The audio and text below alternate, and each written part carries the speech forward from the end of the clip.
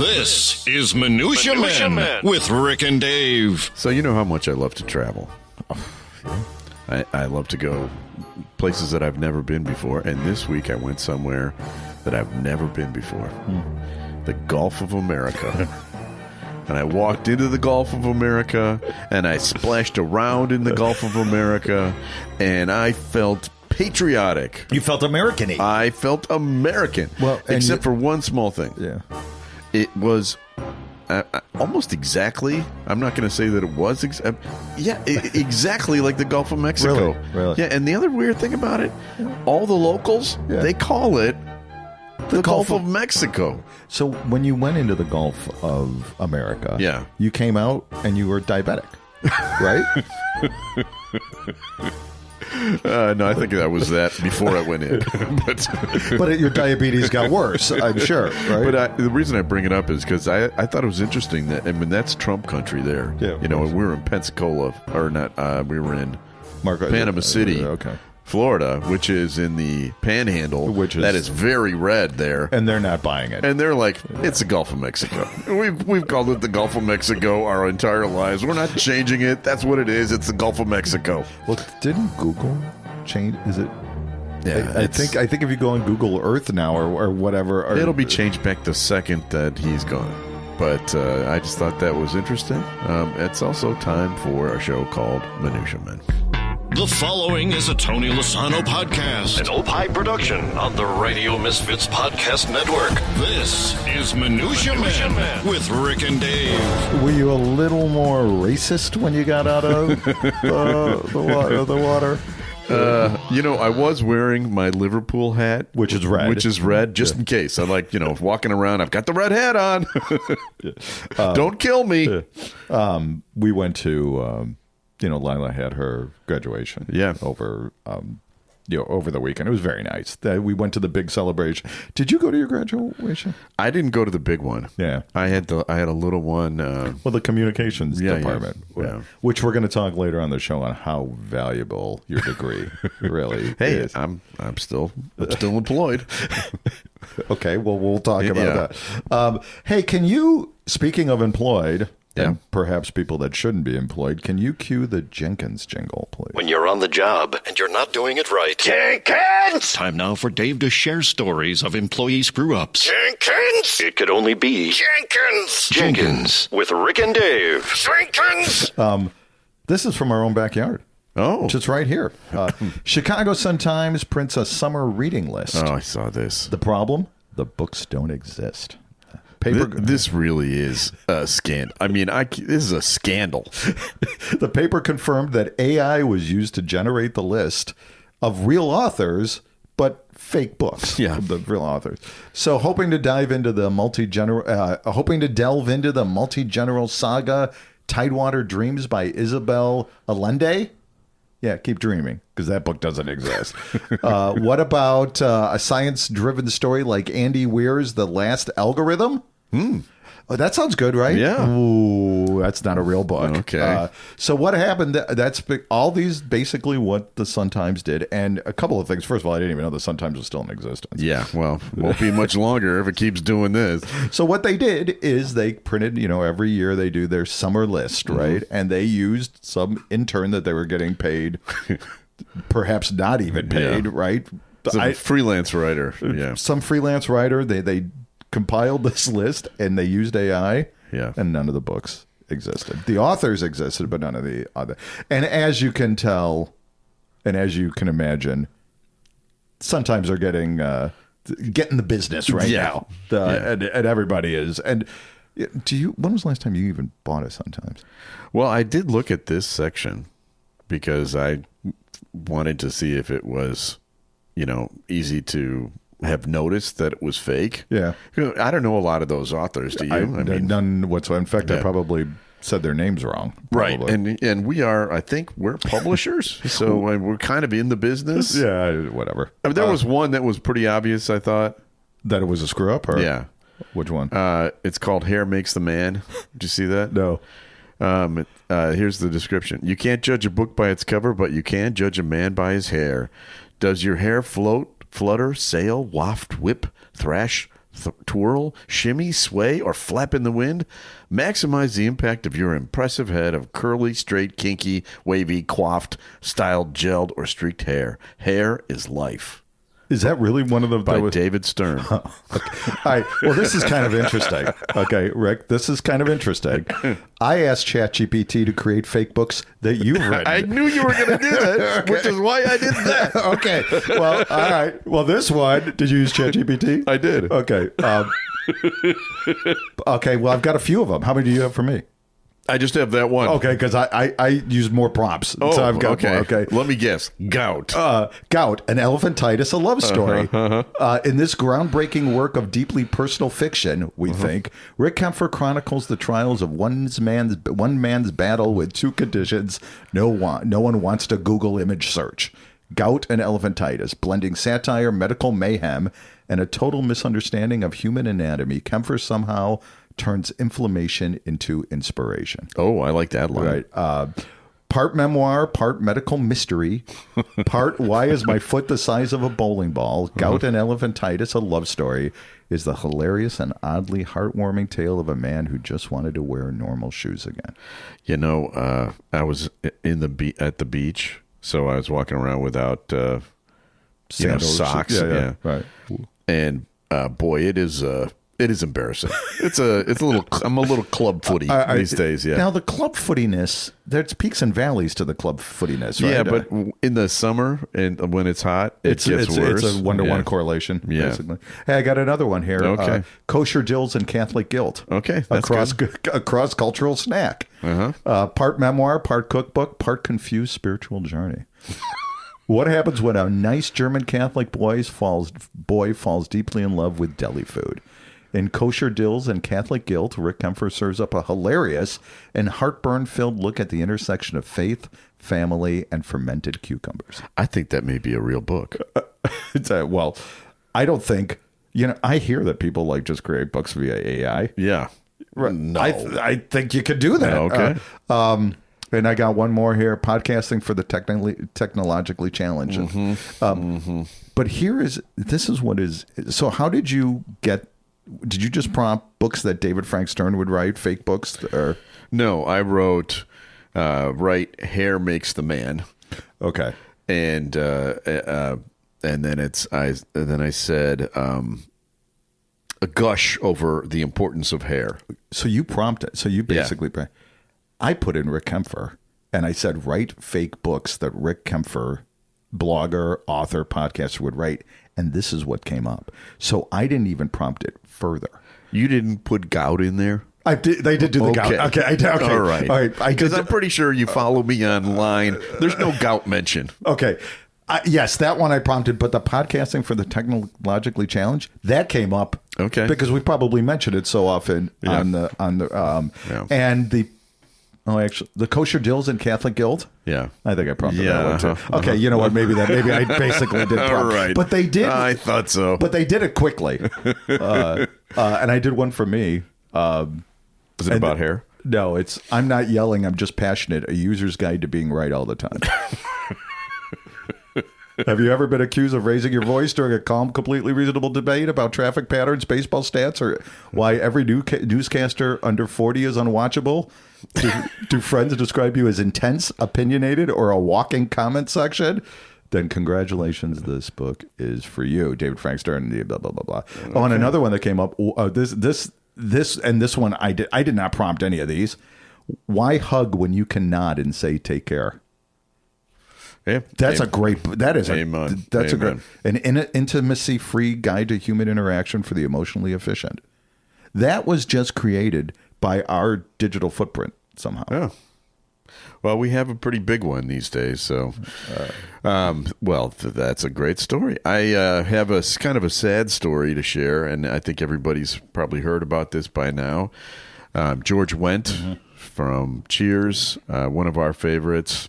I got to meet him several times over the years. He was... Well, we met him at Second City when we were doing Second City, the Players' Workshops. He was there once. Yeah. Yep. He was a big man, with a big heart.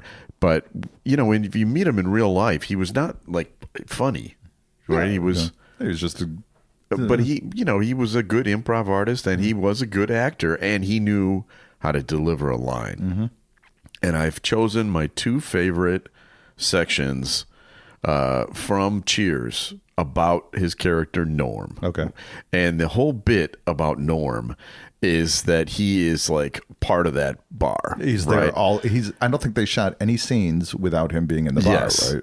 So these two don't feature George Wendt that much, but they feature that concept. And here's one of them. Can I help you? A beer, please. Boy, you can't go home again. You really know that's true when you come back to a place you haven't seen in 20 years. Or when you lose your bus pass. 2 decades ago, my job took me to Alaska. This is the first time I've been back to Cheers since the 60s. Really? See those stairs? They used to go down the other side of that wall. And this floor, when I was here, it was all ugly green tile. Wow. I guess everything changes in 20 years. They've even changed the paneling. Where? Over there, behind Norm. All right, there's one. All right. And here's another one. I mean, the writing is so Crisp. Very crisp. Yeah. Yes. They did not use ChatGPT. They did not. Hang on one second. What was this story about? Technologically inept? The Rick book. Let's go back here. What was it? Podcasting for the Technologically Challenged, a step-by-step guide to starting your own podcast without losing your mind. Okay, here's the other clip. Enjoy himself in a bar. He's 11 months old. What kind of values can he learn here? Well, I thought the place had a lot to offer. Oh, please. He'll never learn to speak in this environment. Afternoon, everybody.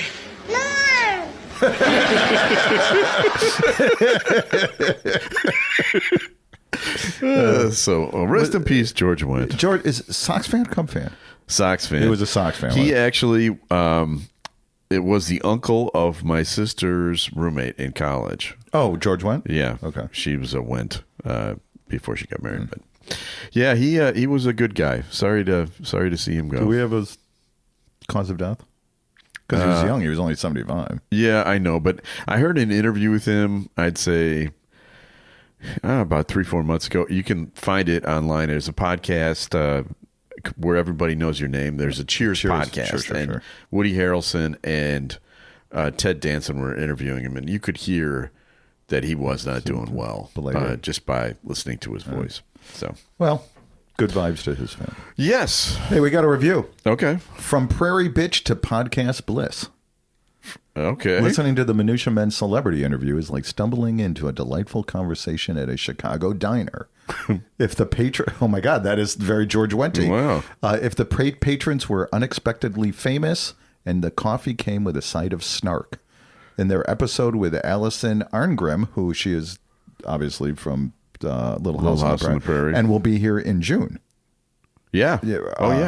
Rick and Dave managed to transform a wholesome TV memory into a riotous storytelling session that had me laughing so hard I nearly spilled my artisanal kombucha. And that's what from in the world? That is from Ben Clave on PodTrack. So he's too smart to be listening to this show, don't you think? Yes, absolutely. All right, it's time. We'll have to dumb it down now. Yeah. Well, this will do it. It's time for another feature.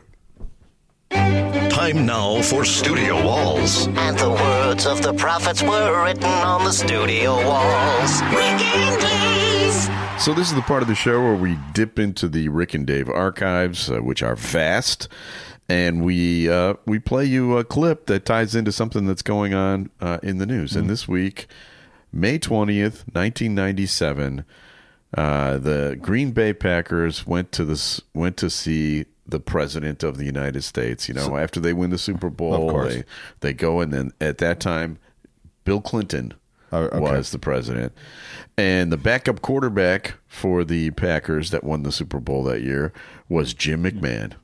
And what did Jim McMahon wear to the White House? It was a Bears jersey. A Bears jersey, which is a baller move. Which to me is one of the coolest things that anyone has ever done.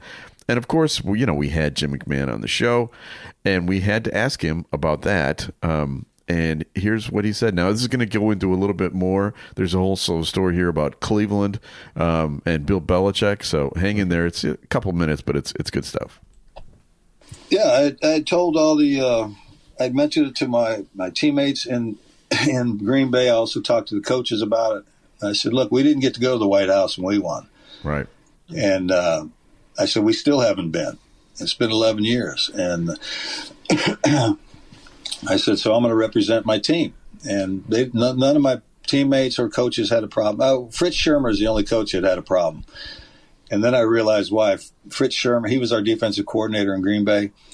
And he was also the defensive coordinator for the Rams when we beat the Rams to go to the Super Bowl in '85. That kind of brought back some bad memories for him. But other than that, nobody, some of the Green Bay fans probably were pissed. But I was just representing our guys. And, it took me I probably should have went up to Green Bay 2 or 3 years prior to me doing that. I just couldn't get myself to do it because, there was such bad blood for the 7 years I was in Chicago against Green Bay, especially when Forrest Gregg was the coach. It got out of hand there for a few years. And so I just, I had so much bad blood, or a bad taste in my mouth for Green Bay. I just didn't want to do it. But Mike Holmgren was the coach. Andy Reid was on his staff at the time. Andy Reid was my tackle in college. I've known that big boy for a long time. Oh, I didn't know that. Yeah. And so he talked me into coming up there. He goes, you should have came up here a year ago. Because this all started when I was playing in Cleveland in '95. We were playing the Packers, and I think it was week 10, something like that. And I'm playing catch with Andy. Andy's got his Green Bay stuff on. I'm in my Cleveland stuff. Playing catch on the 50-yard line. He says, hey, you should have came here this year because we're pretty good. I said, I know. I screwed up. I don't like it here. I hate that little guy over there, Belichick.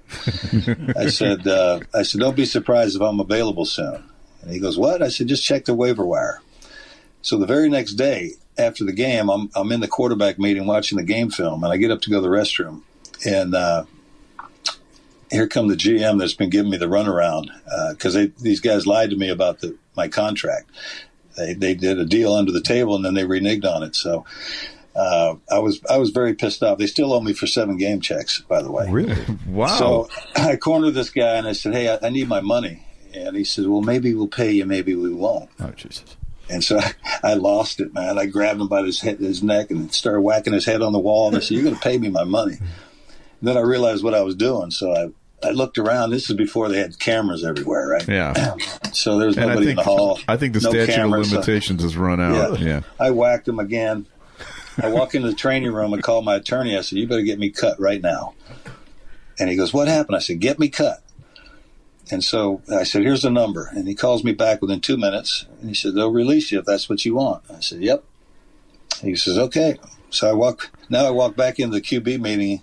This has all happened within 10 minutes. And I said, all right, boys, I'll see you later. And the coach said, what? Where are you going? I said, I'm out of here. And he goes, have you talked to Bill? And Belichick. And I said, you can tell that lying son of a bitch to kiss my ass. I'm gone. Wow.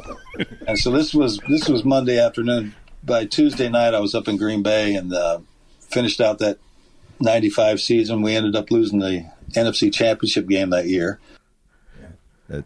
Isn't it great? Yeah, he's such a colorful guy. Maybe not the best employee sometimes. Who knows? Yeah, but and he's one of those guys that if he's on your team, you love him. Right. And if he's on any other team, you hate him. Dennis Rodman. Yeah. Right. That is episode number 104 of Minutia Men Celebrity Interview. And right after that segment, like a minute later. Was that the washing machine? The doorbell rings and the washing machine repairman is there. So, which is, hey, live radio, baby. That's what happened. So I recommend it. It's episode number 104. Hey, as I mentioned, Lila graduated from college Congratulations, by the way. I cried like a baby. Yeah. I didn't cry in the big ceremony, but when we did the the littler ceremony was at the auditorium. When she walked across the stage and hugged her, I did the same when Tommy graduated. And I'm pretty macho. Yeah, that's true. So that's pretty shocking. Whatever. But every year the publications around this time, around college graduations, they put out the highest in-demand majors and the lowest in-demand majors, right? Yeah. Right. Yep. So you want to take a gander at it? Sure. This is according to the Federal Reserve Bank of New York. And this is interesting. Majors in nutrition, art history, and philosophy all outperformed STEM fields when it comes to employment prospects. Really? In the way of, I mean, not money necessarily, but actual employment opportunities. And for those of you who are our listeners that may not have STEM degrees, which most of them probably don't, that's science, technology, engineering, and mathematics, right? Right. For computer science and computer engineering, the unemployment rate in those fields is 6.1% and 7.5%, respectively. Wow. Way higher than the national average. But by comparison, the unemployment rate for art history majors was only 3%, and nutritional science was 0.4%. So wow. So there. Now the funny thing is during Lila's graduation at the fine arts, whatever. I made some snarky comments. That's shocking. Right, exactly. And when the art history majors were getting their degrees, I kind of elbowed Julia the next week. I wonder what Starbucks those kids are going to be working at. Which Julia looked at me, and I then realized Julia's an acting major, so she might be at a because I understand why you are all high and mighty as the advertising major. What are Rick? Yeah. What are the two worst degrees for job prospects in according to this study? Is advertising one of them? Yes, and what's the other one? Journalism. So the two things that we studied. The two degrees, the worst two degrees are journalism and advertising. Journalism has seen a significant decline in traditional full-time roles due to digital disruption, right? Right. And society has followed. Right. And leading to a job market that is highly competitive. And basically, entry-level salaries typically range between $30,000 and $40,000 in journalism, full-time, right? Advertising, same thing, because of digital technology, the tradition, content creation and all that. It's a little higher pay between about $32,000 and $40,000, or $32,000 to $45,000. Guess what McDonald's full-time workers start at? Oh my God, this is gonna bum me out, isn't it? I have no idea. $34,500. Wow, basically. Now, I went on Indeed and sampled some of the comments from journalism and advertising graduates. Here's a couple. I'm not putting their names on here. They better at least be well written. My salary is like my byline: small, often ignored, but I still show up every day. Yeah, that's that's witty. I majored in journalism so I could tell stories. Turns out my paycheck is the best plot twist. Oh, see what I'm saying? And turns out breaking news doesn't pay as well as breaking even. Wow. And for an advertising major, I'm not unemployed. I'm between campaigns. Okay. Not bad. Yeah. So, but I thought it was very interesting and gives me a little, hope and optimism that. Why would it give you hope and optimism? Because Lila is from the fine arts. Oh, okay. So it looks like, and Julia being an actress. Okay. Maybe this whole science and technology thing. Yeah. Okay. Way of the world, baby. All right. I have a story for you. A mistake on a piece of official Donald Trump merchandise might be funny to some. Like me. Everybody. Yeah. But it wasn't a laughing matter for the Rhode Island couple who paid more than $600 for a Trump branded watch. I just thought it was really nice. It was beautiful. And I knew it would be something that she'd like, Tom Pettit says of the watch he ordered for his wife, Melanie. A limited edition, one of 250. So that attracted me, Tim told NBC News. And he shelled out $640 for a watch that may now even be more one of a kind than he bargained for. Pettit picked out the pink inauguration First Lady model watch. What is this guy not selling? Right? And not selling in the Oval Office in front of everybody. It was a nice little case, Melanie said. It's pink and little fireworks on it. She liked the style. But it was what this watch doesn't have that makes it stand out. I noticed it right away, Melanie says. The T is missing. It just says R-U-M-P. The watch face should have the word Trump on it. Instead, it reads rump. She has a $640 rump watch. That is a bummer. That's cheeky. I just feel bad for them, don't you? Do you ever, are you on Reddit?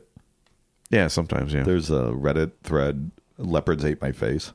Oh, okay. Do you know what that is? Yeah. It's Trump supporters that are now Yeah. not so happy with what Trump is doing. That reminds me. Yeah. All right. Well, anyway, couldn't happen to a nicer guy. It's time for another feature. We don't talk politics. Yeah. Time now for Rick and Dave to open up that e-bag of email. Yeah, because this is our new thing. We're still going to do other. I mean, if we get great ones. Okay. I didn't want to. We were just kind of pushing stories like, I met this guy. It didn't really say anything interesting. You know what I mean?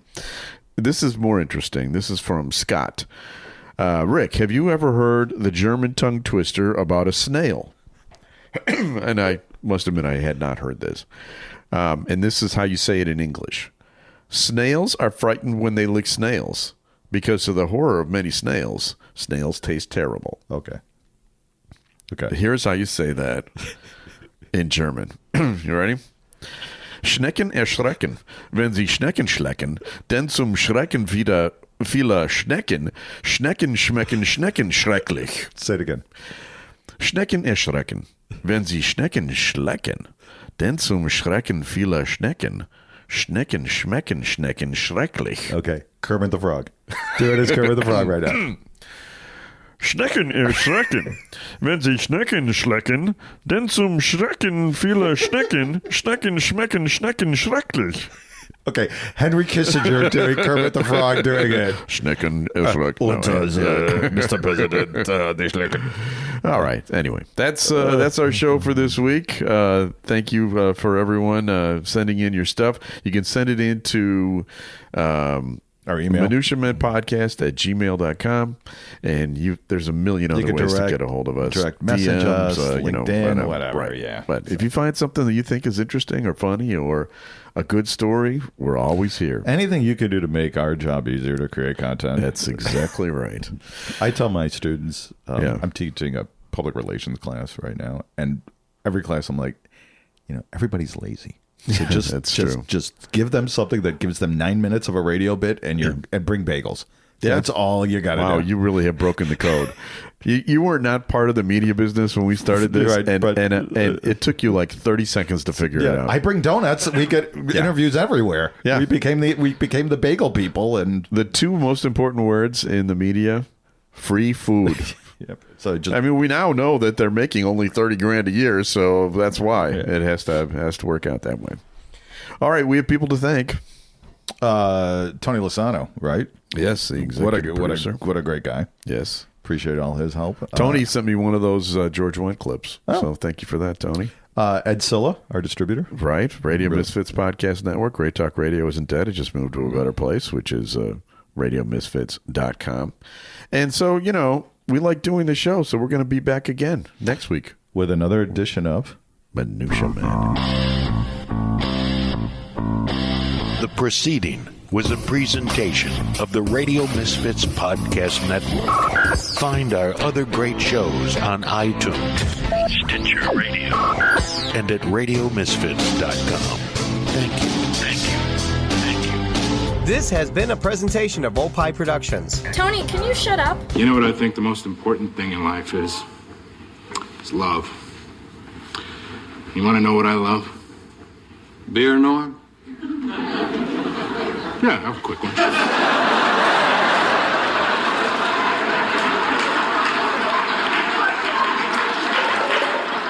Well, Sammy, I love that stool. If there's a heaven, I don't want to go there unless my stool is waiting for me. And I'll tell you what, even God better not be on it. You wouldn't dare.